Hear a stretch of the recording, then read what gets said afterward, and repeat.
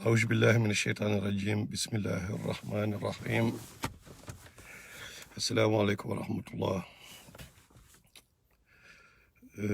nuyu naa leen mbokk yi ku ci nekk ci turam ak santam di leen encore une fois baalu àq baal ñëpp daal di bii Seydina nuyu naa la donc le temps mbokk yi dugg si donc tey thème bi ça va porter sur li xew fële mais xale yooyu ñu jàpp adolescent yooyu ooyee ton ami Iba na ko dégg asalaamaaleykum doxandeem nuyu naa la donc Modou Nguer donc le temps mbokk yi dugg si waay donc je disais que live bi ça va porter sur li xew fële mooy affaire sextape yooyu am te mu nekk mu amee cité Anne Mariste mu amee Anne Mariste bon ñu ci taqal waa cité mixta donc ñu bëri xaw a juum ci information bi ñu ne ndax li ñu ne mixta la amee mais en fait c'était Anne Mariste la amee woon Tafa Fall nuyu naa la mon frère donc waaw ci loolu daal la ñu bëggoon waxtaan tey Jules Paye Stepa Abdou Barham Gueye donc le temps mbokk yi dugg si donc ñu commencé live bi bon waaw ñu xaar benn peut-être 1 minute 2 minutes zigzag waaw comme je disais waaw loolu daal mooy thème bi tey mooy li xew Mariste ma doon ay xale nag doon ay xale dal ay xale yoo xam ni boo leen xoolee da nga naan juddooguñu Mame Birame Niakh donc tout le monde se pose la question à savoir mais lan moo xew Sénégal présentement lu xew exactement lu tax nit ñi dem ba egg ci stade bi ñu egg tey xam nga bon gis nañ nag li ñu remarqué mooy scandale yu bëri am mais dafay am rapport ak suñu rapport ak technologie quoi mooy li l'information li muy accessible léegi xam nga nit ki accessible jaay Omar Fab donc nit ki accessible yenn information yi accessible trop ba pare nit ki seeni jëfin li ñuy def seeni action lépp lu ñuy def sekk jën mu accessible aussi min vitesse su information bi doy xaw a doy waar information bi vitesse am léegi nekk di atteindre un peu je dirais pas son paroxysme mais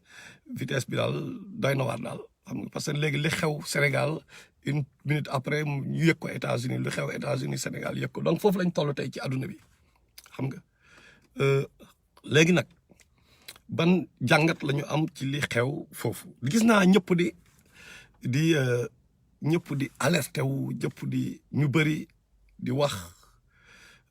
ci xale yi maanaam di blâmer xale yi ci lu bëri c'est vrai que li ñu def dafa ëpp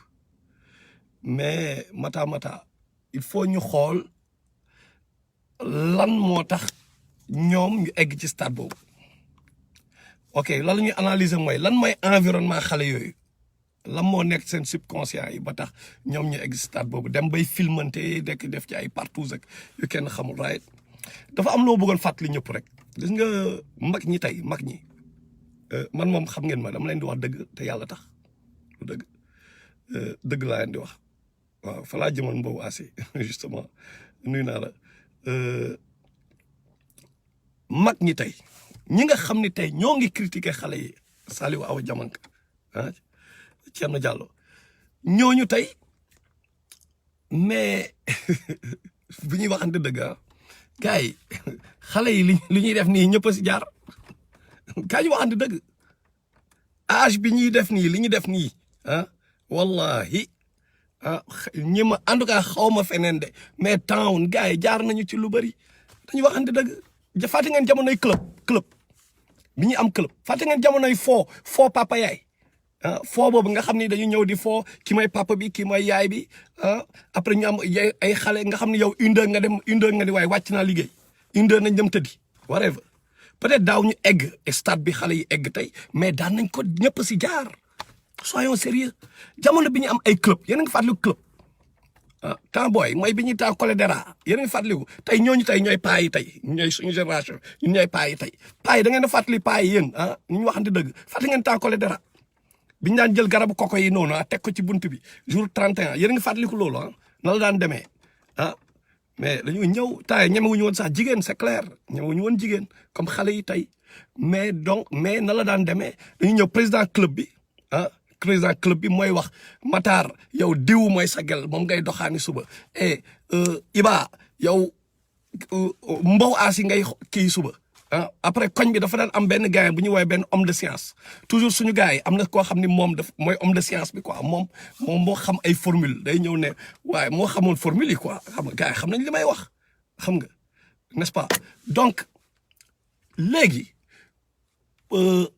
jaar nañ ci c'est clair mais bi ñu siy jaar lan moo taxoon ñu jaar ci environnement bi moo taxoon wala lan moo taxoon maa ngi ñëw ci xale yi je dis pas que nag damay cautionner non damay kii maa ngi ñëw xale yi li ñu def moom ñoom dañ ñoo dépassé c'est vrai n'est-ce pas dañ ñoo dépassé waaw mais dépassé bi tamit ci diggante bi lan moo am environnement yi lan la bële bi ñu nekk xale gars yi bëri jaar nañ ci quoi ay ñëw tegale ay briques la woon defal benn kii fii defar gàlle you know what I'm saying mooy temps camp yenn saa yi ñu def camp militaire yenn saa yi ñu def ay foo yu bëri la you know what I'm saying mais loolu dafa am rapport ak nit ki libido bi xam nga mooy caractère sexuel secondaire yi bu ñu commencé génn mooy nit ki commencé am moustache yéen a ngi fàttali ko lappa lëpp temps yi nit ki bu amagul poil pubien ñuy duuti ay lappa lëpp pour kii nga yàqamtee nekk mag mais gars yi ñaata ñoo si jaar bugguma dugg si terme yi parce que je veux pas être incorrect mais pour gars yi seen moyen ñu ñëw mu ñëwaat quoi xam nga lu tax may wax li yëpp c'est juste par rapport ak ni ñuy blâmer ni ñuy ñëwee di rejeter l'autre quoi duñ ko jéem a récupérer man foofu laay waxee quoi mooy on fait rien pour parfois comprendre récupérer boy yi pour ñu réformer wu mais pas marginaliser leen parce que yenn xas yu métti yi ñu marginaliser boy yi te il est question de waxtaan ak ñoom parce que ñun daaw ñu am ku waxtaan ak ñun environnement bi moo andi woon loolu ñun am na mag yoo xam ne jàng nañu jamono yooyu xam nga li ma la gis nañ ne yàlla nee na yonent bi sallallahu alayhi wasallam nee na da ngeen séparer seen doom yi à un certain âge da ngeen di séparer seen doom yi bu leen boole ñu góor ñi ak ñu jigéen ñi ñu bokk nekk wala ñuy bokk lal mais loolu dafa leer n'est-ce pas mais foofu dañuy wax ñu bokk ndey ak baay la ñuy wax mais what about ñoo xam ne bokk ñu ndey ak baay xam nga parce que dafa am yoo xam ni ay hormones la yu nekk biir système bi bu commencé développer mais nit ki yoonam xelam day xaw a âge boobu xelam day xaw a tourné wu ci yooyu quoi dafay am bu homéostasie amul gis nga nit ki day toog yenn saa yi di gént dëgg la wala du dëgg nit ki gént temps yi ba am na ku may wax ni moom dafa daan gént ay affaire mais bu ko géntee mais xamul ce qui lui affaire bi daal sentir na benn affaire bu neex ci moom quoi benn plaisir bu immense boo xam ne moom mënu ko expliquer mais ci gént parce que xamagul woon luy sexe découvrir gul sexe mais mu ngi doon gént affaire bi n'est-ce pas mais malheureusement amul ku ko expliquer gént bi lan la mais système am moo waroon dégager parce que pour homéostasie mën a am maanaam milieu intérieur bi kii équilibré nit ki lekk yi ngay lekk ak yooyu bu anabolisme ak catabolisme réaction yëpp bu amee ba pare mais lii day nekkaat deret ñu am lépp luy dundal système bi ci biir système bi right ci biir yaram bi xam nga lépp calories yi jaar fële amin glucose yi jaar na le ku nekk ak fonction bi ngay gérer nga gérer ko mais daf si am yoo xam ne nag ñoom ci côté spermatozoïde yi la ñuy dem côté sperme bi léegi nag bu amee un surplus de sperme mais il faut ñu évacuer ko nan lañ koy évacuer mais parfois mais mind bi yenn saa yi boo amee homéostasie am mais moo lay géntuloo da ngay gént pour que équilibre du milieu intérieur mën a am pour que le milieu intérieur puisse être équilibré maintenant yàlla daf ñu tegal yeneen stratégie mooy lan par exemple dañ naan mag ñi dañ naan ñenn ñi bu seen parce que mental tamit dafa am doole mental bi dafa am doole trop xam nga mooy comme ni ma la wax programme yi nekk subconscient bi dafa am doole mais mag ñi dafa amoon benn stratégie bu ñu daan def mooy amina astafurlah ci islam dañuy wax ni bu la loolu dalee na nga woor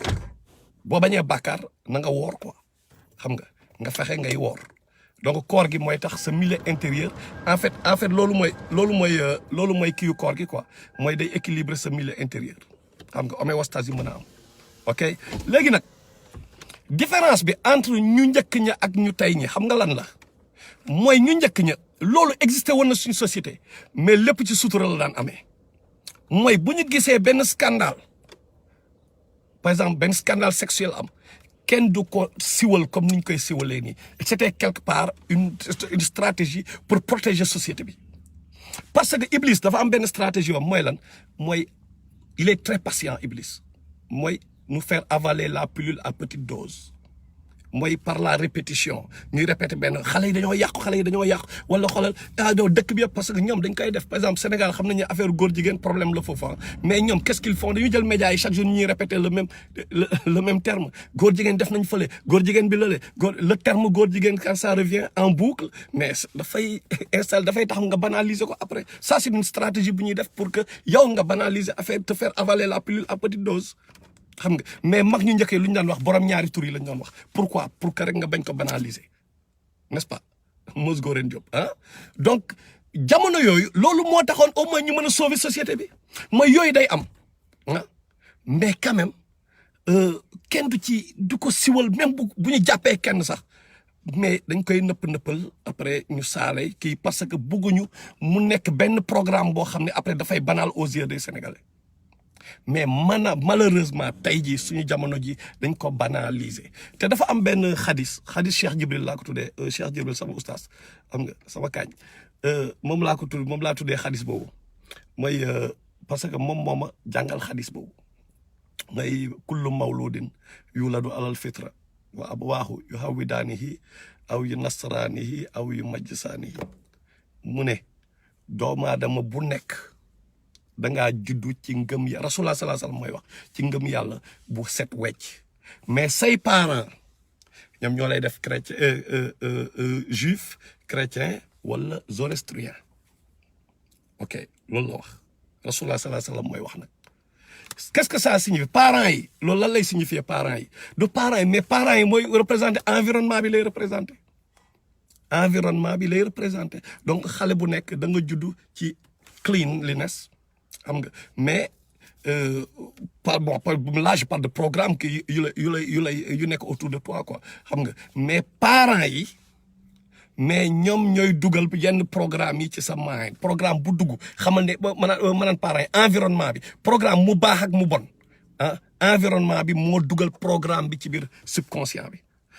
dañ naan jésuites yi dañ doon wax give me your child between 0 and 7 and I give you the man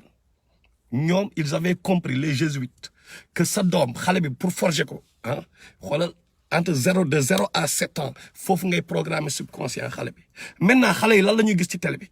pourquoi tey ñu mel ni ñu mel par rapport à génération bu njëkk bien que lii dafa nekk loo xam ni ñëpp lay dal sexe moom amin entre parenthèses pour ma ñëwaat foofu sax avant may dem ci kii bi mais sexe man moo tax souvent du ma bëgg a dugg ci ay affaire u sexe na way gaan bi sexe nangam am na benn aaya bu ma kii ci suratu Youssouf parce que ok li mooy stratégie bi bon damay wax lii pour que nit ñi ñu xam ni question yi ñi am yëpp réponse moo ngi ci alxuraan bi ban kii moo am benn histoire boo xam ni peut-être affaire góor ak jigéen moo ngi ci jigéen buy jëm a séduire góor wala waree mooy suura Youssouf parce que yéen yàlla Youssouf la daw donc tag boo déggee affaire bi rek sa moyen foofu la war a njëkk a daw nga dem xool yi boo xoolee ba pare nga xool c'est en français waree ba anglais wala waree ba boo xoolee ba pare demal nga xool nga dem YouTube nga xool yenn imaam yi loolu lañ ci wax nga xool par rapport ak mufassirin yu njëkk ya lu ñu wax nga xool ñoom Ibn Abbas nan lañu tafsiree aaya yi nit ñaa ngi fii di tafsir di wax ni selon Az-Zahabi wala Fakhruddin Razi wala Ibn Taymiya wala Ibn Abbas wala keneen ak keneen ku mënta nekk du ñu jeex ok léegi nag aaya bi dafa ne a'uuzu billahi mina shaytaani rajim bismillahi rahmaani rahim mu ne walaqad hammat bihi wa hamma biha mu ne lawla an raa burhana rabbihi mu ne kii day wax affaire Zuleyka lay wax ak yonent yàlla Yusuf dégg leen bu baax aaya bi dafa am solo trop mu ne xam ngeen histoire bi yonent yàlla Yusuf ya Rasulullah sallam moom moitié rafetaay moo gën a rafet de tout la moo tax Jibril sax bu daan ñëw kii amin mooy ki gën a rafet parce que Rasulullah bi mu rañaan nee na moitié beauté xaafu rafetaay lañ jox Yusuf alayhi salaam mu ne Zuleyka elle le désira loolu la aaya bi wax ah mu ne et il l'aurait désiré n'eût été ce qu'il vit comme preuve évidente venant de son Seigneur Youssouf ak ni mu ponkal parce que Youssouf mooy alayhi salaam mooy ki nga xam ne bi ñu ñëwee Rasulullah salaam kan moo gën a noble ku gën a noble côté généalogie kan moo gën a noble ci àdduna bi yëpp xam nga la Rasulullah salaam mu ne Youssouf mu ne pourquoi mu ne parce que doomu yonent sëtu yonent arrière petit-fils yonent ba pare moom mu nekk yonent donc Rasulullah salaam mooy ki gën a noble de tous les temps parce que ni mu kii am la Ibrahima Isaaxa Yanquba Youssouf donc linéage jëm lépp a noble moo tax Rasulullah sallallahu alayhi wa sallam mooy kooku mooy côté général kooku moo gën a noble de tous les temps kooku nag ni mu nekkee ponkal noonu yàlla mu ne doon naroon na désiré Zuleyka mi ko doon jéem a séduire bu fokkul woon li ko yàlla won ay preuves évidentes bu li mu gis ci ay preuves ay signes yu évident Youssouf la ñuy wax alayhi salaam comme que Youssouf moom la yàlla waxal li war a baawat Gamou Ndiaye wala Matar Sy wala Ouri Sass Diallo wala Jules Païko Stepa wala Ouli Sy Dieng Ouli nuyu naa la xam nga wala amin ñun ay nit normaux lañu duñu Youssouf ah donc moo tax il faut gars yi benn instant ñu xaw a am tuuti réserve quand il s'agit de sexe xool leen Iblis borom xam-xam yu bëri nu mu leen di jéem a daanelee même suñu jamono ji ñu mel ni ñoom Tariq Ramadan ak ñooñu mais ci jigéen lañ leen di jaare parce que paawa jigéen la jigéen dafa am lu yàlla def ci moom góor tamit am lu yàlla moo tax yàlla waxul bu leen kii de dafa ni bu leen jege la wax dafa ne waxul bu leen am sexe non dafa ne bu leen ko jege xam nga jege bi mooy lan parce que du question sexe bi mais dafa am ci environnement sexuel bi dafa am ay éléments yu bëri yoo xam ni boo ci amal contact boo ci rentrer en contact daf lay liit ci sexe bi xam nga waa mbedd bi ñooy wax nag ma waxee waa mbedd bi xam ne ñoo xam dañoo dox parari dox parara dañuy waxante dëgg xam nga bon ku nekk dafa am fay toll et puis mais duñ taxaw fi naan ay saint la ñu wala whatever ñun ñëpp ci mbedd bi lañ yaroo benn instant donc dañu comprendre booy loolu mooy réalité bi aussi bu ñuy wax tamit c'est pour que génération yi di ñëw mën a comprendre xam nga mën a bañ a jaar ci ñun erreur parce que ñun amuñu woon ku ñu conseiller benn instant dañu bàyyi woon rek ñu nekk ay boy ci koñ bi di planer donc environnement sexe bi moom élément yi l'ensemble sexe la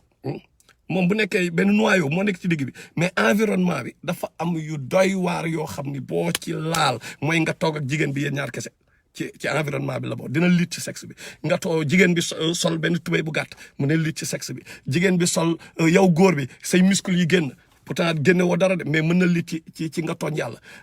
wala nga tooñ sa bopp you know what I'm saying donc moo tax yàlla de bu leen ko jege mais tey jamono ji dañu waxante right mais amin nuyu jigéen sax léegi booy xool araamatul léegi nuyu jigéen araamatul parce que c'est devenu banal léegi boo nuyoo jigéen ban effet la lay def dañu waxante gars yi da ngay dem plage gis jigéen ñi maillot de bain ñu waxante right da ngay dem à part ñi tënku ñeneen ñi fi yëpp est-ce que boo leen demee plage ngeen gis jigéen ñi en maillot de bain sax dina leen yëngal mais non gars yi dañ ko banaliser maintenant mais ñun bi ñu nekk xale bu ñu demaan plage jigéen ñëpp dañ daan wootu tey maillot de bain kenn bu solee maillot de bain mais ñëppay taxaw di xool daal waaw boy gars yi dama leen jox benn exemple maa ngi fi doon liggéey ak ay irakien la ñoom ñu may wax ni seen dëkk bi fa Saddam nekkee bu jigéen pooju jigéen bu génnee Irak ñu gis Irak pooju jigéen non koñ bi ñëppay happy waxuma la poñ mole laa bëggoon wax mole tellement ñoom seen dëkk noonu la demee woon donc nit ki environnement bi dafa am solo li ko environnement bi di présenter dafa am solo trop Sénégal nag il faut ñu ajuster ajustement bi mooy lan mooy jamono ji lan moo changé ci diggante bi mooy technologie bi téléphone yi bon problème bi d'abord système bi moo tax chaque fois ñu leen di wax ni ñi njiit yi dañ leen war a xeex parce que luñ leen xeexul ñii di ñëw di appauvrir peuple bi ñoom ñuy enrichir ñoom ak seeni famille ñuy appauvrir peuple bi buñ leen xeexul mais nañu waxante dëgg lan mooy am pauvreté bi mooy accentué wu comme ni mu demee bu pauvreté bi accentué woo mais borom kër gi lan mooy premier souci am na sama doom lekk na sama waa kër nañu am lu ñu lekk léegi moom est-ce que dina mën a contrôler doomam yi bu nekkee moom pauvreté ba nga koy bëgg a yóbbu laaxira dina ko def peut-être lundi mardi mercredi mais jeudi vendredi samedi il va day nelaw yi parce que dafa sonn fu nekk la taaba ji n'est-ce pas donc système bi benn instant dafay contribuer ci le pourquoi ma ni système bi parce que Blaise Diagne moo dugal franc-maçonnerie biir Sénégal Blaise Diagne ngeen def ne Blaise Diagne dafa dem te bàyyi fa ay taalibe mais du question dañu wax ak xale yooyu daf leen pour non mais dañu fexe ba ñoom moom médias yi benn instant qu'est-ce qu'ils font dañu fexe ba programme yi mën a yàq société bi ñoom dañu fexe ba yooyu ñu mettre ko en avant léegi nag ñu appauvrir population yi appauvrir peuple bi pour seen programme ñoom mën a jàll. gars yi ñu waxante dëgg dafa am benn waay bëgguma sax tudd turam te mu nekk New York te mu xaw a doy waar tuuti bon bëgguma ko juger parce que tamit defe naa sénégalais yi affaire góor jigéen ñi parfois dañ ciy am benn niñ ko culture bi ni ñu ko jëlee ak kii du benn ak li l'islam parfois dañu leen di juger par rapport ak culture bi mais pas par rapport li l'islam wax xam nga donc mënoo leen juger quelque part ci yenn yi parce que tegoo leen bët mënoo ñëw l'islam ni mu waxee que jigéen bu njaaloo wala dara ay 4 témoins ñoom tamit boo gisul acte sexuel bi mënoo dugg trop ci wax ji di leen accuser de yenn yi xanaa ñoom bon nit mën na efféminer wala whatever mais problème bi mooy benn waay bu xaw a doy waar tuuti wax lu ko neex bon moom mooy toog di jox nit ñi ay conseils di nettali nit ñi li amoon mais mu am ay 100 et quelques mille views 100 et quelques mille nit di ko seetaan ñuy laaj moom mu joxe point de vue am muy joxe point de vue am quoi loolu la ci YouTube laa ko gis sànq muy wax xale yi benn xale bi xam naa xaw ma lan waree fa parce que j'étais curieux de savoir ma déglu genre yooyu mais j'étais de voir mais comment en quoi affaire bi le regarde mais amin kooku bokk na ci ñuy banaliser affaire yi dem nañ ba mu banal xam nga wax dëgg yàlla conseil bi jógewul ci ñi mu war a jóge donc foofu la bokk na ci lii ñu dem ñu jóge foofu ñu dem ci ñoom Ndoye Bane par exemple Ndoye Bane sànq aussi bon justement ñoom Ndoye Bane la dafa am ku ma yónnee kii Mondien leader Mondien moo ma yónnee benn vidéo ma ko doon xool far ma kii foofu xam nga bon ñoom Ndoye Bane ma dégg leen ñuy wax ci mbir mi léegi sénégalais est-ce que ñun dinañ topp bon David Cissé ne IGFM invité nañu fi Rangou le 8 mars déjà vous voyez xam nga donc y a une machine boo xam dañ ko fi teg pour mu andil ñu ay problème léegi bu ñuy waxante dëgg gars yi toog ci télé bi di wax la mooy seen liggéey loolu mooy seen job maanaam lan mooy liggéey mooy li nga xam ne da ngay dem ñaq ñu fay la nga mën dundal sa njaboot dundal sa bopp right loolu mooy liggéey donc ñoom Ndoye Bane ñoom Aba je sais pas ak beneen waaye bu sant Ndiaye xaw ma daf mel ne benn émission la xalaas la xaw ma je sais pas léegi ñoom loolu mooy seen job dañu toog di wax ci live nit yi di dugg ci yoo xam ne peut-être ça devait rester tabou pour ñu bañ ko banaliser ñoom ñoo koy banaliser parce que dañu nekk di répéter programme yi bon am na côté boo xam ne peut-être mën na baax ñi yeewu ci xam li xew ci réew mi te loolu mooy nekk excuse bi xam nga mais dafa mel ni sàngara rek bi yàlla di wax ne sàngara si c'est vrai que am na ay biens yu ci rek mais lu bon li muy ñu xool entre li ci bon ak li ci baax ñu war ko teg ci balance bi donc ñoom li ñuy def li ci bon ak li ci baax il faut ñu teg ko ci balance bi ñoom bu ñu ñëwee lan la ñuy def qu'est-ce qu'ils font wax la ñuy def di dugg ci détail ñoom ñooy nettali nit yi mais la mooy seen job à part wax bi est-ce que gars yi di ngeen dem liggéey tuuti maçon fële liggéey parce que nit yu baax yëpp tamit dañoo amoon yeneen liggéey daal nit yu baax yëpp dañoo amoon yeneen job bon bu la neex ngeen ni journaliste ngeen waree ba xam nga mais kii bi ngeen jël à la manière tubaab loolu c'est tubaab ñun ay julli lañ Sénégal la ñu nekk waree ba maintenant li ma bëgg wax mooy lii kan moo am intérêt ci ay scandale di am biir Sénégal pour la Ardo la wala Mohamed Diop wala ñoom Ndoye Bane wala ñoom seen média yooyu saa yu ñu jullee ñoom parce que il faut ay scandale am pour ñoom seen émission mën a fonctionner donc ñoom saa yu ñu julee lu ñu ñaan yàlla na xale yi def yëfu góor jigéen non xale yi yàlla nañ def affaire porno suba waaye yàlla na benn scandale bu bees am comme ça moom am lu ma meubler sama émission donc ñoom ay yi nga xam ne dafay arrière loo société bi c'est ça qui leur permet d'exister loolu mooy tax ñoom ñu mën a am yow dépense bi ngay am Michael Aniston pour nga mën a ni ngay ñàkk jee pour dundal sa njaboot quelque part nañu waxan dëgg ay danger lañu pour société bi parce que ñun société africaine comme ni ma commencé sànq am na yu bëri du lu bees loolu moo tax ma commencé ni ñun dañ ko daan def temps booy jaar nañ ci xam nga pour waaye ne yii affaire nit la rapport à la femme et tout xam nga li ma rapport am à environnement bi et tout xam nga mais dafa am nuñ ko daan gérer am na yu bëri yuy am nit ñi di amin daan waaw dëkk bi yàqu na mais du lu bees daf mel ni affaire góor jigéen Sénégal mais du lu bees yàgg na fa am mais mag ñi dafa am nuñ ko daan gérer ba affaire bi du banal mais ñoom léegi qu'est-ce qu'ils font ils banalisent tout lépp lu yàq société bi léegi nag nan lay demee waxoon naa la ko une fois bu ñu leen di répéter ces mauvais programmes là di leen ko répéter ces programmes là vont s'installer dans vos subconscients wala dans nos subconscients maintenant bu ñu installé woo dans nos subconscients waxoon naa la ko le subconscient mooy contrôler ñaata 95% de suñuy activité li ñuy def 95% yi nga tay ak yi nga tayul moom moo koy kii pourquoi yi nga parce que dafa autopilote encore une fois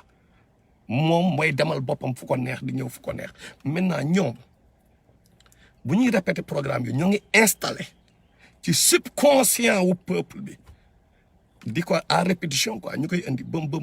ba léegi ñu répéter ces programmes là ba mu mujj installé wu ci subconscient yi bu sa installé woo lan la mooy nekk paradigme bi après parce que ay groupe de programme lay nekk mu nekk paradigme bi xam nga léegi paradigme bi nag léegi lan lay indi muy indi tey nit ki commencé laal li ma doon wax environnement bul laal bul jege bi yàlla waxoon affaire sexe bi léegi nit ki dugg ci environnement mu banalise di dem ba benn instant mais la personne dafay dem ba dugg ci yenn perversité yi fekk ñoom ñoo ko banaliser quelque part donc loolu moo changé tey en 2020 tey jii en 2020 loolu moo changé mooy programme yi ñuy présenté nit yi ku nekk am nga téléphone ba ngay dugg bëm Facebook da ngay gis post yi même ñun dañu tombé ci piège boobu ñun ñëpp parce que buñ ciy wax nii wax bi nii mais dañ koy nous sommes en train de banaliser li nga xam ne waruñu ko banaliser chaque instant ku nekk am na post boo bëgg a def yëg nga scandale bi fële ku nekk da nga bëgg boo demee muram gis nga mu ngi wax ba ñun ñëpp mais benn instant ñun dañu contribuer ci li yàq société bi véritablement dañ ciy contribuer donc li ñu war a def daal mooy ñu fexe soit ñu tere suñu doom yi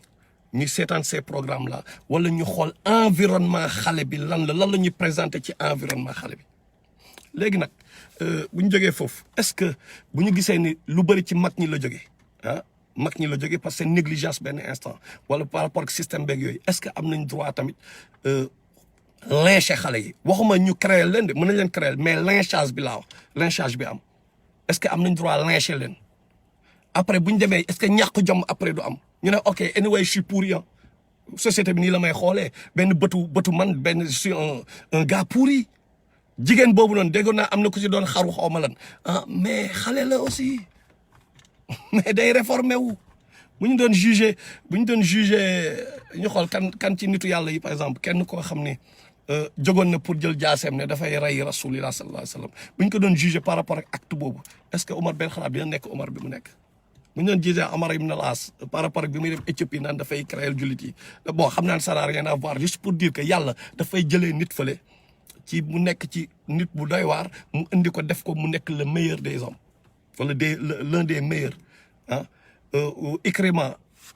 la mooy laay fam Ikrima donc benn instant man je préfère ñu récupérer xale yi ñu xool na la leen di boole ay sociologue wala ay psychologue wala ay imam yu waxtaan ak ñoom ñu réformé wu ñu wax ak ñoom parce que ay xale lañu aussi on parle d'adolescents benn instant bu sa doom yoree téléphone bi di dem di ñëw ci kër gi di dem di ñëw xam nga faale woo whatever mais benn instant am na yoo xam bu ci duggee mais attendez là mais waroo ñëw rek commencé di ko non parce que tamit même boo yërëmul xale bi ay erreur mais yërëmal yaayam yërëmal papam peut-être système bi moo leen bës ba ñoom. waaw salaamaaleykum. ok affaire bi dafa kii woon dafa daggoon donc bu fekkee mën nañ continuer vite fait waaw donc je disais que fa laa yemoon sax mooy parfois ni ñuy juger xale yi foofu laa yemoon right je sais plus xam nga dañoo commencé jëm mag moo tax tay moom bopp bi di baaxatul bon donc maa ngi doon seetaan aussi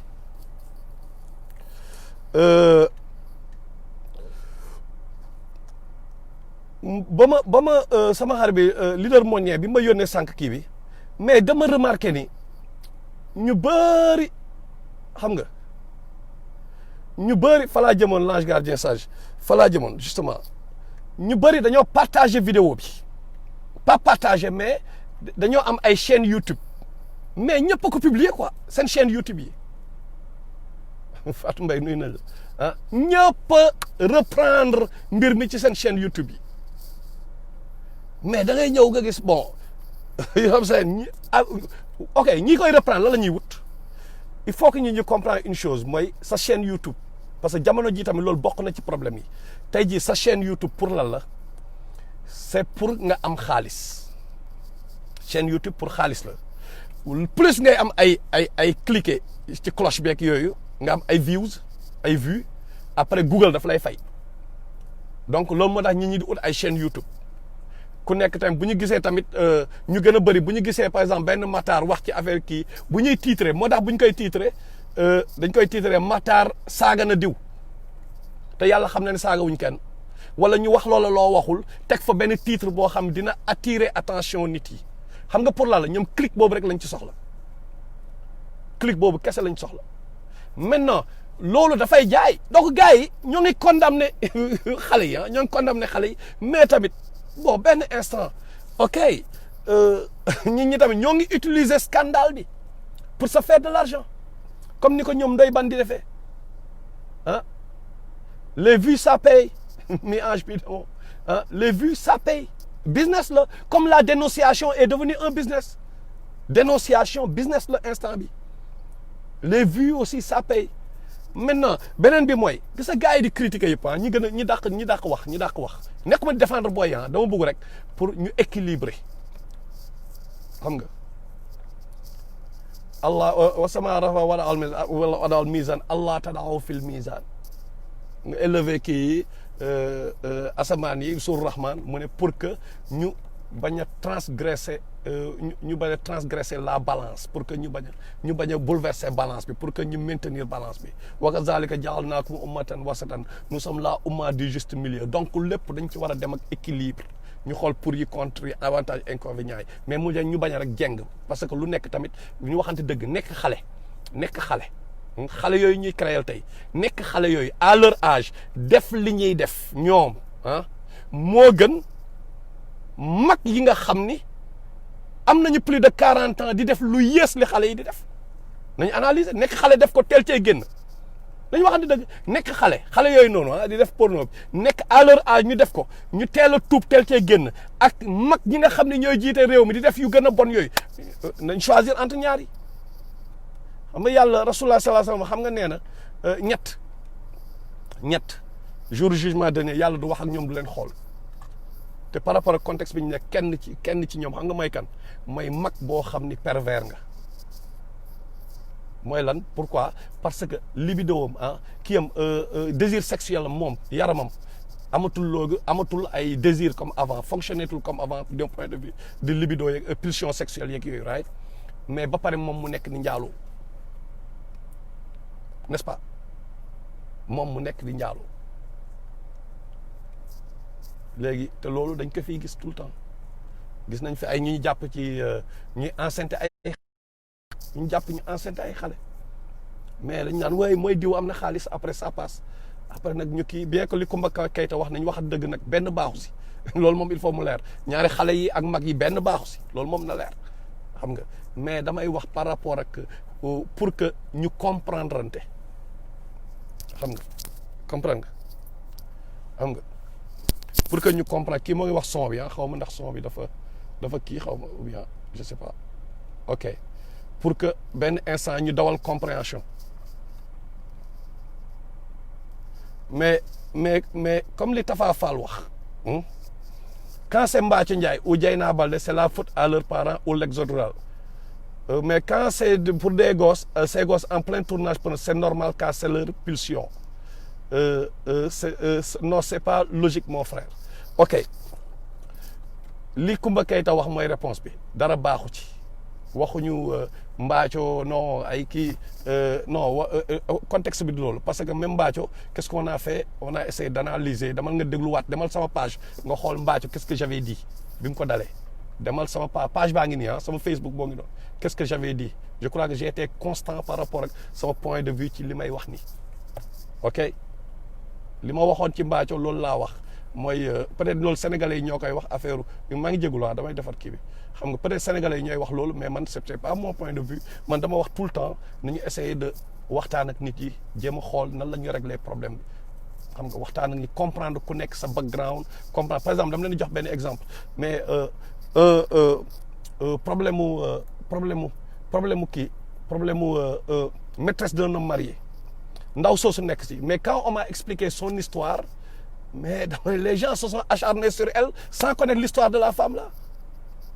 ah te après booy xool bon da ngay gis ne mais fi ko gars yi yóbbu parce que tamit yenn saa yi yenn ONG yeeg yooyu ñoom c'est ça qui leur permet d'exister aussi ñoom ils aiment bien kenn jalgati après ñoom ñu nekk foofu di whatever donc pour revenir Mbathio ñi ñooy wax c'est l'exode rural et tout mais tamit bon man j'ai jamais j'ai toujours soutenu que li mu def dara baaxu ci mais dama ni am na benn journaliste bu tudd Ourey Thiam bi nekk RTS dama leen ngeen laaj ko moom ak Diouf Mamor Mbacké Diouf Mamor sama maître Diouf Mamor duma bàyyi ma fenn ku baax la ku jullite dama leen laaj Ourey Thiam affaire Mbathio bi mu amee dama ko bind message ma ni ndaw sii de moment bi Sénégal yëpp ñoo ngi koy attaqué parce que dama gis Ourey Thiam boobu di muuru ma ni ko instant bi dafay réceptive ci yenn yi quoi lay gën a tàllil na parce que it's just like all eyes on me xam nga ñëpp a ko rejeté moment bi c'est le moment opportun pour ngeen jege ko ngeen defal ko daawa xam nga mais Diouf Mamor sama mère dafa ni macha allah moom il avait approuvé l'idée xool xam naa boobu moom en tant que góor peut-être mais ndaw sale ma Ourey Thiam ba tey tontuwul après te peut-être am na yeneen yoo xam daal ci tontu mais c'était bizarre tontuwul et ça m'avait un peu fait mal quoi parce que c'était boo sauver ndaw soosu mais c'est at least nga approché ko wala nga boole ko parce que ñoom ñooy régler ay journée hijab ak ay affaires yooyu ñoom ñooy régler ay business u hijab di créer ay journée créer ay événements hijab yoo xam day génne moo ni ñoom ñoo koy organiser ay événements c'est des événements yoo xam dañuy use affaire hijab donc benn jigéen daanu na mooy Mbathio may leen moment boobu ba après ma gisaan Mbathio delluwaat ci li mu nekkoon mais man wallahi loolu laa leen waxoon xam nga donc pour dire que très tôt dañu comprendre quand il s'agit de affaires yooyu xamuñu background nit ñi yenn saa yi on connaît pas leur background xamuñu lan la waaye xamuñu ne te beneen affaire mooy ñu bëri ñoo ngi dox ak ñun mais wéruñu tamit est-ce que nit ñi Sénégal ñoom pour ñoom dof mooy kii sol ay sagar rek di dem di waxu dof mais am na ñu bëri ils sont avec nous mais wéruñu góor ak jigéen dañoo déséquilibré ñaata jigéen tamit bien que li mag ñi doon def ok c'est bon mooy côté sutura bi mais dafa am ay inconvénients aussi yu si nekk mooy nëppal bi benn instant violé nañ fi ñaata jigéen lañ fi violé traumatiser leen ñu nekk xale ay xale yu ñu fi violé yu jigéen yu ñu fi violé ñu traumatiser leen ñu màgg ak seen traumatisme mais kenn du ci wax ak ñoom parce que bu leen noppil ñëw ki dégager leen bu ñu waxee ñemewuñu kii parce que scandale la ñuy bañ ci kër gi ñoom ils préfèrent sauver l'honneur de la famille que wax ci li nga xam dafay traumatiser xale bi donc mën nañ def côté boobu peut-être que ñeneen ñi nga xam ni dañu def yenn émissions yi mën nañ ci langaamu ci loolu pour ne ils auront raison ci seen émission yooyu donc équilibre xam nga ñu bëri suñu biir wéruñu que ça soit jigéen ou góor ñu bëri wéruñu loolu mooy la réalité xam nga ñu bëri dañoo am ay problème bopp góor ak jigéen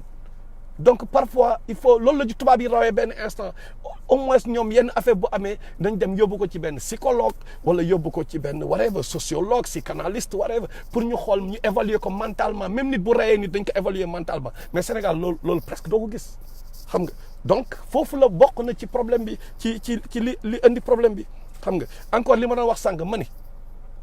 tey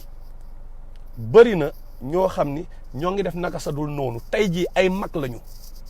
yoo xam naka sa dul noonu mais xale yi ñii ay xale lañu ok li ñu def baaxul mais mag yi tamit ñoo gën a bonle xam nga tax ñu gën a bonle parce que ñoom ay mag lañu mais tey xale yooyu tey appartement yu bëri yi appartement yi nga xam ne ay jeunes filles ñoo ko moom tey nga xam ne du jeex biir Sénégal kan moo koy luweel xale ñooñu amoo paltu amoo place amoo liggéey amoo dara kan moo lay fayal affaire bi mais ay mag la yu am seen i jabar ay kilifa yu am seen i jabar ak seen i doom ñoom ñoo nekk di kii affaire bi di jàppale xale yooyu ci yu bon yooyu xam nga ñoom la ay kilifa ñoo koy def mais donc kilifa yooyu mais problème la aussi c'est un autre problème parce que lu tax ñuy wax loolu aussi amin mooy parfois yenn saa yàlla wàcce xewal suñu ci Sénégal quoi xam nga dama doon seetaan Sen TV ma gis Père Mangone la raay noonu la tudd mooy paa bi nekk ci kii bi émission boobu la bon day wax yu am solo wax dëgg yàlla xam naa gars yi dañu koy jaawee kañ benn sax mais day wax yu am solo dama mu koy déglu mu ne imaam yi dañoo war a dugg ci baar yi wala ñu dugg cinéma mu ne loo xamul doo ko nettali il faut ñoom ñu dugg ci milieu bi pour xam li fa xew mais problème bi mooy moom li mu wax noonu buñ ko defee encore une fois day ñëwaat ci banalisation bi xam nga ñooñu ay borom xel lañu ñi ñuy jàngale diine bi ni ñu koy jàngale mais ñu bëri borom xel lañu aussi am nga ñu mën jàng société bi lañu ñoom dañu xool le pour et le contre lu nekk dañuy xool pour yeeg contre yi ñu si gën a am xam-xam boog dañu xool lii bu ñu ko defee lan mooy nekk conséquences yi dina faj lii mais nag conséquences yi lii ak lii la mën na am li muy yàq mooy gën a bëri xam nga imam bi bu duggee ci baar bi gars yi gis imam dugg na baar mais defkat yëpp dañu kontaan parce que ñëpp du mën a ñëw ci ñëpp ne leen waaw non dama ñëw pour xool li xew ci baar bi non dañ naan imam bi laa gis muy naan sàngara xam nga Sénégalais yi ñoom ñun dañoo gaaw ci yooyu léegi nag ñi doon naan sàngara wala ñi doon def yu bon yi xam nga ñoom tout le temps morom la ñuy bëgg parce que dañuy feel guilt culpable seen biir mind seen bopp am na lu leen di déranger mais léegi bu ñu gisee waaye en tout cas du man kese xam nga du man kese mooy genre mentalité boobu quoi waaye xanaa gisoo imam bi moo ma gën a jàng te moo ngi nii gars xam li ma wax di def affaire bi loolu moom genre soulagement lay nekk ci moom donc imam bi donc moom genre wax yooyu bu ñu toogee si télé bi nañu xool li ñuy wax yooyu moom wax dëgg yàlla ay waxu erreur la quoi xam nga donc pour revenir daal li ma bëgg ñu retenir ko mooy xale yi ñu bañ leen lyncher bañ leen rejeter bañ leen marginaliser erreur la de jeunesse waaw comme ni ko Black Jack doon wax j'ai grandi avec des erreurs de jeunesse petit à petit j'ai appris à détacher la laisse petit à petit booy màgg dina kii ay erreur de jeunesse la bu ñu leen rejeter nag conséquences yi mooy gën a peut-être doy waar peut-être dinañ kii ñeneen gars yi gis nañu sexe xale yi ba pare parce que li may wax ni dama def ay ree dafa am ku ma wax benn genre wax bu demee noonu ne yii maire yi de loolu la ko waxee man waxuma nag moom moo wax ne maire yi de benn ci xale yi bu gisee kenn ci xale yi waree ba image parce que loolu réalité la man nekk gëj naa Sénégal mais on me l'a dit am na sam benn waaye bu ma expliquer lu demee noonu te du une fois du deux fois am ñoo xam ne ay peut-être am na yenn situation bëgguma ci wax daal parce que après damay rejoindre li ma doon reprocher gars yi moom laay mujj a def mais yooyu ay réalité la ci biir tamit il vaut mieux ñun nëbbal ko moo gën mais bëgguma ci dugg xam nga mais lii moom comme que génn na ba pare c'est déjà public moo tax sax ñu ciy wax xam nga mais Iblis dafa am doole daal Iblis dafa am doole trop te fépp lay attaqué prox ndoll rek la bëgg donc ñun pour ñu mën a xeex Iblis am na yoo xam ne nañu dem ak sutura quoi nañu dem ak sutura jarul ñuy dugg ci yenn détails yi di jéem a analyser fii dugg fa la génn parce que erreur tout le temps day am erreur dafay am tout le temps te encore une fois que les gens se mettent à la place des autres que ñu waxante dëgg gars yi ñu gën a bëri fii di partager ci vidéo yi mais masturbation mentale bi gars yi def nañ ko ci vidéo yi dañu waxante dëgg gars yi def nañ ko bon man moom alhamdulilah wax dëgg j'ai pas voulu ouvrir ay vidéo moom wallahi wax dëgg yàlla parce que tamit man ak sama conscience mënu ma ñëw di wax yenn yi ma toogaat fii fekk dugg naa ci di ci you know what I'm saying non d'autant plus que ci juróom-benni fanu kii bi lañ nekk gunge weer bi du dëgg ñun ñëpp ah léegi donc mais gars yi mais mënoo dugg nga ubbi affaire bi ah seetaan am ci plaisir ba doyal après nga ñëwaat naan booy daal ñoo bon quoi booy ñoo bon mais comment mais yow booy bi dafa bon mais yow gars bi publier affaire bi ci YouTube bi may nga ko ay vues mën na am may nga ko xaalis ah il faut ñu honnête ak suñu bopp quoi bu ñu def nañu ay na mais gars seetaan naa affaire bi de mais vraiment affaire bi def na ma lii laa lële nga wax mais tamit nga ko mais mënoo ñëw yow booy defal la kii porno gratuit fayoo dara ba pare nga ñëwaat bëgg leen saaga te yaa dem seetaan parce que yow yàgg nga dem ci yeneen website di seetaan website tubaab wala waree ku nekk daal xam na boppam quoi ku wéet xam sa bopp waxuma ne kii wala kële ñun ñëpp laay wax dama ciy boole sa bopp ñun ñëpp parce que noonu la ñu mën waxee du dëgg donc pour dire que li may wax noonu c'est juste pour dire que il faut tolérance am benn instant il faut que les gens soient tolérants quoi xam nga ñi ay xale lañu nañu fexe ba ñu def bu ñu bañ a def ay marginaux loolu laa leen waxoon ci affaire góor jigéen yi affaire góor jigéen parce que poussé nañu ñu bëri ñun loolu suñu problème la société sénégalaise ni ñuy lyncher nit ñi lii laay terminer mooy parfois dañoo ñëw mu am benn góor jigéen par exemple benn boy boo xam il est juste efféminé wala moom mais góor moo koy attiré mais moo ngi xeex kii bi quoi désir bi moom moo koy xeex moo ngi def tout pour affaire bañ ko dominer mais dafa xaw a efféminé mais ba tey il n'a pas passé à l'acte sexuel defu ko ba tey peut-être efféminé na et tout mais société bi dañu ñëw rek ne booy gaam booy góor jigéen la booy parce que dafa efféminé jàpp ko benn instant peut-être ñu gis ko muy taxaw di wax fenn gars yi jàpp ko escanté dóor yu metti rejeté ko léegi moom dafa am loo xam ne moo ngi ci moom parce que góor jigéen nit di amee désiru par exemple di naan sàngara di la ëpp doole ah noonu la kële tamit peut-être am yenn affaire xamuñu système bi nan lay fonctionner ah parce que li may wax mooy même bu amee nga xam ne yow góor moo la gën a attiré da nga ko war a xeex il n'est pas dit que dafa nekk ci yow rek góor moo la gën a attiré rek que yow da ngay toog ne man de mënu ma ci dara nii la ma yàlla bindee non da ngay xeex affaire parce que dafa mel ni naan katu sàngara bi bu ko kii doole mais da nga war a xeex kii boobu ni nga nekkee accro ci sàngara da nga koy xeex ci sa mind n'est-ce pas léegi nag ñun Sénégal dañuy jàpp lynché waa ji bu ñu ko lynché maintenant y a beneen organisation góor jigéen ñi nga xam ñoom organisation la ñoom nga xam ne ñoom dañoo jóg juste pour yàq adduna bi ñoom xoolal nouvel ordre mondial bi la léegi nag ñooñu ay club la ñooñu ay lobby la ñoo xam dañoo jóg pour jaamu iblis boo rejeté kële mais ñooñu ñoo koy récupérer donc kan moo perte pourtant boo ko taxawoon nga jéem a waxtaan ak moom benn instant xam lan mooy problème am parce que damay dégg ay imam ne am na ñu ñëw di wax ak ñoom ne mais defuñu acte bi quoi mais dañ ne imam man góor moo ma gën a attiré quoi que jigéen mais imam yi jox ko conseil ne ko xeexal affaire bi rek xeexal affaire bi et tout xam nga benn affaire bu iblis dugal sa maay da nga koy xeex xam nga muy ñëw ngay bañ xam nga am envie tox boon bëggoo tox boon